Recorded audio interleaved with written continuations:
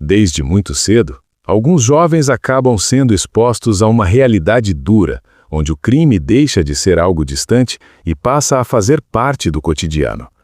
Em certos casos, essa convivência constante molda pensamentos, influencia escolhas e cria uma ilusão perigosa de poder e pertencimento. Foi exatamente assim que começou a história de Luquinhas, um garoto que, ainda na infância, passou a enxergar o mundo do crime como um caminho possível e até desejável. Hoje você vai conhecer um caso real que levanta reflexões profundas. A trajetória de um menino que, antes mesmo de completar a adolescência, já estava inserido em uma rotina marcada por violência, conflitos e decisões extremas.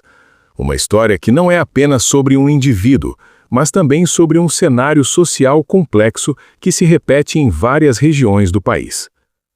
Lucas Rosa de Lima, conhecido como Luquinhas, cresceu na Ceilândia, uma das áreas mais populosas do Distrito Federal.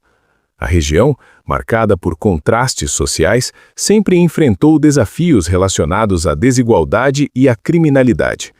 Durante anos, grupos menores disputavam espaço e influência, criando um ambiente instável, especialmente antes da chegada de organizações mais estruturadas que passaram a dominar territórios a partir de meados de 2016. Mas a história de Luquinhas começa antes disso, em um período onde o crime era mais fragmentado e menos organizado. Nesse cenário, jovens acabavam sendo facilmente influenciados por pessoas mais velhas, muitas vezes entrando nesse universo sem compreender totalmente as consequências. Ainda muito novo, por volta dos 9 ou 10 anos, Luquinhas já buscava proximidade com indivíduos envolvidos em atividades ilícitas. No início, era visto quase como uma figura secundária, alguém que apenas acompanhava. Mas, com o passar do tempo, essa curiosidade se transformou em participação ativa. Os primeiros registros apontam que ele começou com pequenos furtos e atos de vandalismo. Nada que chamasse muita atenção de início, mas suficiente para colocá-lo em um caminho cada vez mais perigoso. Aos poucos, ele foi se aprofundando nesse ambiente, passando a se envolver com o comércio ilegal de substâncias e, posteriormente, com ações mais graves. Por volta dos 12 anos, já circulava armado. A presença constante ao lado de criminosos mais experientes acelerou um processo que, em circunstâncias normais, levaria anos.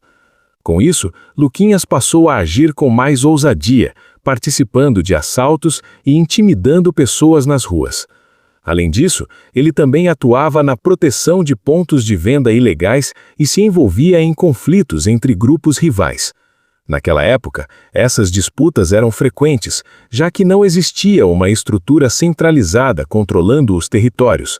Pequenos grupos brigavam entre si por espaço, criando um clima constante de tensão. Foi nesse contexto que surgiu um dos elementos mais importantes para entender o destino de Luquinhas: a rivalidade entre grupos que atuavam em áreas específicas da Ceilândia, especialmente nas regiões conhecidas como Quadras Norte. Esses locais eram divididos informalmente, e ultrapassar esses limites significava invadir território alheio, algo que quase sempre resultava em consequências graves. Mesmo assim, Luquinhas começou a agir fora da área onde tinha proteção. Ele realizava assaltos em regiões controladas por outros grupos, desrespeitando uma espécie de regra não escrita do crime local. Isso fez com que ele passasse a ser visto como uma ameaça, alguém que não seguia os limites estabelecidos. Ao mesmo tempo, relatos indicam que ele frequentemente estava sob efeito de substâncias, o que afetava seu comportamento e sua percepção da realidade. Em registros de abordagem, fica evidente um estado de confusão, como se ele não tivesse total consciência da gravidade de suas ações. Esse cenário levanta uma questão importante: até que ponto um jovem nessa situação entende realmente o que está fazendo? E mais do que isso, como alguém tão novo chega a esse nível de envolvimento? Outro ponto que chama a atenção é a ausência de informações claras sobre sua família. Pouco se sabe sobre sua estrutura familiar ou apoio dentro de casa. mas considerando o contexto, é possível imaginar que havia fragilidades que contribuíram para que ele seguisse esse caminho sem intervenção efetiva. Com o tempo, os atos cometidos por Luquinhas se tornaram mais graves. Ele esteve envolvido em ocorrências classificadas como extremamente violentas, incluindo um caso onde uma vítima foi atacada durante um assalto. Esse episódio marcou uma escalada definitiva em sua trajetória. Mesmo após ser apreendido, ele acabou sendo liberado para responder em liberdade, seguindo os trâmites legais aplicáveis a menores. No entanto, a essa altura, sua situação já era extremamente delicada. Dentro daquele ambiente, suas ações não passaram despercebidas, e as consequências começaram a se aproximar. A partir daí, o que já era perigoso se transformou em algo inevitável. Luquinhas havia cruzado limites que, naquele contexto, dificilmente ficariam sem resposta. E seria justamente essa sequência de decisões, somada ao ambiente em que estava inserido, que definiria os acontecimentos que viriam a seguir. O desfecho dessa história começa a tomar forma em março de 2016. Naquele momento, tudo indicava que Luquinhas já estava marcado dentro daquele cenário. Suas atitudes recentes, principalmente ao ultrapassar limites territoriais e se envolver em ações cada vez mais arriscadas, fizeram com que ele se tornasse um alvo. Na manhã do dia 14 de março, ele estava nas proximidades da conhecida Feira do Rolo, na Ceilândia, um local movimentado onde pessoas circulam diariamente entre barracas improvisadas, trocas e vendas dos mais variados tipos de produtos. Um ambiente popular, mas que também já foi palco de diversas ocorrências ao longo dos anos. Foi nesse cenário aparentemente comum que tudo aconteceu. Segundo investigações, Luquinhas foi surpreendido e levado para uma área mais afastada, nos fundos da feira. O que aconteceu ali foi rápido, mas extremamente brutal. Ele foi atingido por vários disparos. Mesmo ferido, não morreu imediatamente. Permaneceu no chão, em estado grave, enquanto pessoas ao redor presenciavam a cena, algumas sem reação, outras registrando o momento. Durante o ocorrido, um outro jovem que passava pelo local acabou sendo atingido de forma leve.